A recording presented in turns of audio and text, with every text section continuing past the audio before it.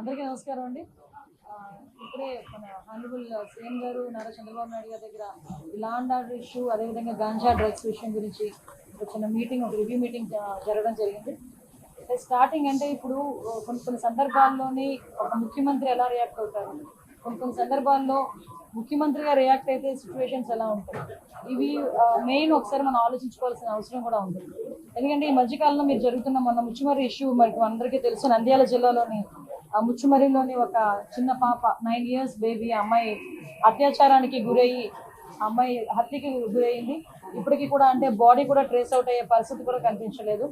So ఇటువంటి సిచ్యువేషన్స్లోని మాట్లాడేటప్పుడు కూడా చాలా క్లియర్గా ఇటువంటి సంఘటనలు ఎందుకు జరుగుతున్నాయి, ఇది ఒక ఎత్తు అయితే నిన్ననే మనం చూసాం ఒక 6 నెలల పసికందు నిజంగా వాడిని రాక్షసుడనాలో వాడిని ఏమనాలో కూడా అర్థం కాని పరిస్థితి ఉంది. అటు ఒక చిన్నతాత వరుస అయిన వ్యక్తి ఆ అమ్మాయిని అబ్యూజ్ చేయడం, 6 నెలల పసికందు మీద కూడా అత్యాచారానికి ఒడిగొట్టడం నిజంగా చూస్తూ ఉంటే కొన్ని సిచ్యువేషన్, అతని సిచ్యువేషన్ కూడా మేము అక్కడ ఎస్పీ గారిని కూడా నాకు తెలిసిన వెంటనే నేను ఎస్పీ గారితో మాట్లాడడం జరిగింది. ఎస్పీ గారు చెప్పడం కూడా ఏంటంటే కంప్లీట్గా తాగిన మైకంలో, ఎంత తాగాడంటే ఈవెన్ పోలీస్ స్టేషన్కి తీసుకొచ్చిన తర్వాత కూడా అతనికి తెలివి రాలేదు, అప్పటికి కూడా అదే మైకంలో ఉన్నాడు. అలాంటి మైకంలో ఆ పిల్లని చిన్న పసికొందిని అత్యాచారం చేసిన సంఘటన కానీ ఇవన్నీ చూస్తూ ఉంటే చంద్రబాబు నాయుడు గారు నిజంగా స్టార్టింగ్ ఇవే టాపిక్స్ చెప్పుకున్నారు. మేము కూర్చున్న తర్వాత అసలు ఎందుకు ఈ పరిస్థితులు వస్తున్నాయి, ఎందుకు ఇటువంటి సిచ్యువేషన్స్ ఎందుకు మనం ఎదుర్కోవాల్సిన అవసరం వచ్చింది, ఎందుకు లిక్కర్ మీద, గాంజా మీద, డ్రగ్స్ మీద మనం ఎట్టి పరిస్థితులు ఉక్కుపాదం మోపాలి.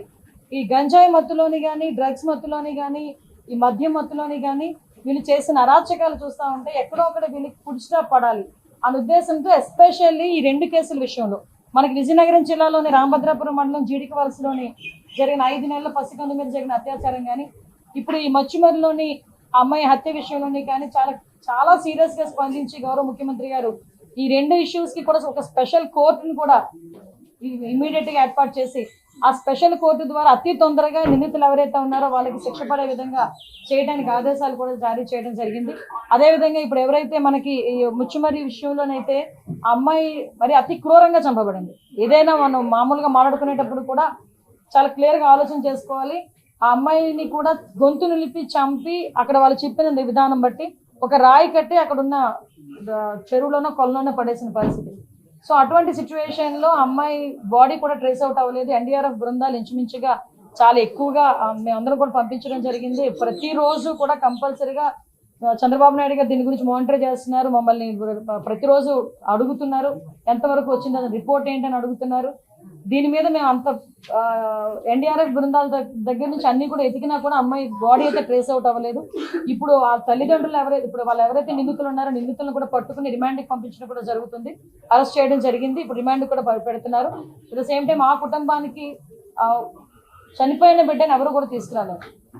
జస్ట్ వాళ్ళకి ఒక కాంపెన్సేషన్ విషయంలో ఒక 10 లక్షల రూపాయలు ఇవ్వాలని చెప్పి ఆ ముచ్చుమరి కేసులో మనకి 9 సంవత్సరాల ఆడబిడ్డకి ఏదైతే అన్యాయం జరిగిందో, అమ్మాయి హత్యగా వెంచబడిందో ఆ కుటుంబానికి 10 లక్షల రూపాయలు. అదేవిధంగా ఇప్పుడు అత్యాచారానికి గురైన బాలిక ఉంది, బాలిక ఇన్ ద సెన్స్ పసికందు, ఆ పసికందుకి కూడా ఒక 5 లక్షల రూపాయలు ఫిక్స్డ్ డిపాజిట్ చేసి రేపు పొద్దున్న అమ్మాయికి ఉపయోగపడేటట్టుగా ఫిక్స్డ్ డిపాజిట్ చేయమని కూడా ఇప్పుడే సీఎం గారు ఆదేశాలు ఇచ్చారు. ఈ విషయంలో ఎలాంటి వాళ్ళైనా కూడా పగడ్బందీగా ఎట్టి పరిస్థితులను వదిలే ప్రసక్తి లేదు అని చెప్పి చాలా క్లియర్గా చెప్పడం జరిగింది. అట్ ద సేమ్ టైం ఈరోజు ఏదైతే గాంజా విపరీతంగా పెరిగిపోయి, డ్రగ్స్ విపరీతంగా యూసెస్ పెరిగిపోయి, నకిలీ మద్యం తాగి వాటికి అలవాటు పడిపోయి వాటి నుంచి బయటికి రాని సిచ్యువేషన్స్లో ఉన్న వాళ్ళని కూడా ఏ విధంగా బయటకు తీసుకురావాలి, ఏ విధంగా రీఅడిక్షన్ సెంటర్స్ ఏర్పాటు చేయాలి, వీటన్నిటి మీద కూడా రివ్యూ జరుగుతుంది. డెఫినెట్గా రాబోయే కాలంలో ఆడపిల్ల మీద ఒకటి మాత్రం చాలా క్లియర్ అండి, ఆడపిల్ల మీద తప్పుడుగా చూడాలనుకున్నా కూడా భయం కలగాలి. తప్పుడుగా వాళ్ళ మీద ప్రవర్తించిన రోజే అదే ఆఖరి రోజు అవ్వాలి వాడికి అన్న విధంగా చట్టాలని కూడా మేము క్లియర్ కట్గా చట్టాలని కూడా మేము ఇచ్చేసుకుంటామండి.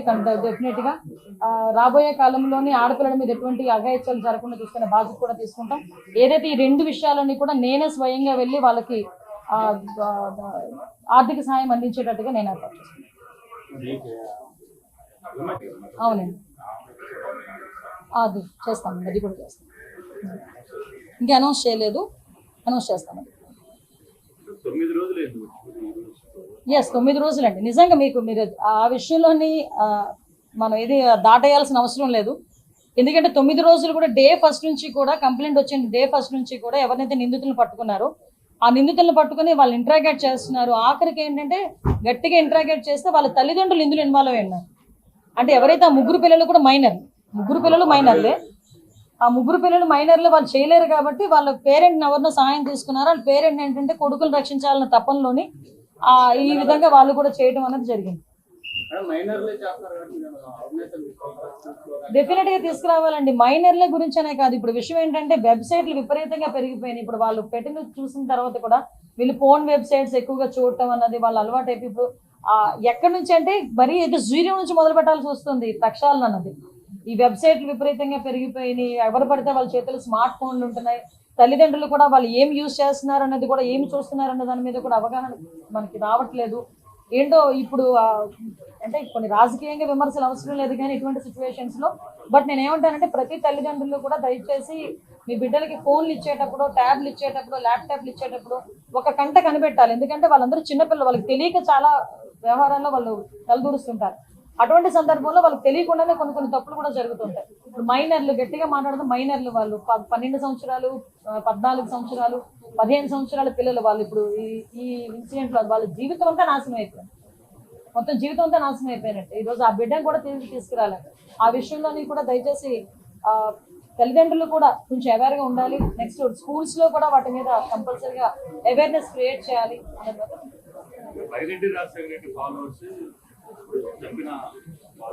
ఎవడైనా అనవసరం అండి. నేను ఏమంటానంటే ఎవడైనా అనవసరం. తప్పు తప్పే. క్రిమినల్కి పార్టీ ఉండదు, క్రిమినల్కి క్యాస్ట్ ఉండదు. దయచేసి అది కూడా గుర్తుపెట్టుకోవాలి. క్రిమినల్ అన్నవాడికి పార్టీ ఏంటి, క్రిమినల్ అన్నవాడికి క్యాస్ట్ ఏంటి? క్రిమినల్ ఇస్ క్రిమినల్ అంతే. క్రిమినల్కి శిక్ష పడాలి, ఆ శిక్ష పడేటట్టుగా చేసుకోవాలి అంతే. అంతకుమించి ఇందులోనే బైరెడ్డి వాళ్ళు ఉన్నారు, ఆరెడ్డి వాళ్ళు ఉన్నారు అని అందు మనకు అనవసరం. తప్పు చేశాడు, శిక్ష పడాలి అంతే. ఆ శిక్ష కూడా ఎప్పుడో పడవడం కాదు, ఇమీడియట్గా పడాలి. ఆ శిక్ష కూడా యాజ్ ఎల్ యాజ్ పాసిబుల్ పడాలి. ఆ శిక్షను చూసైనా మత్తులో ఉన్నవాడికి కూడా అరే నేను ఈ తప్పు చేస్తే నాకు ఈ శిక్ష పడుతుంది అన్న ఆలోచన రావాలి. అలాంటి శిక్షలు పడాలి. అది మేము కోరుకునేది.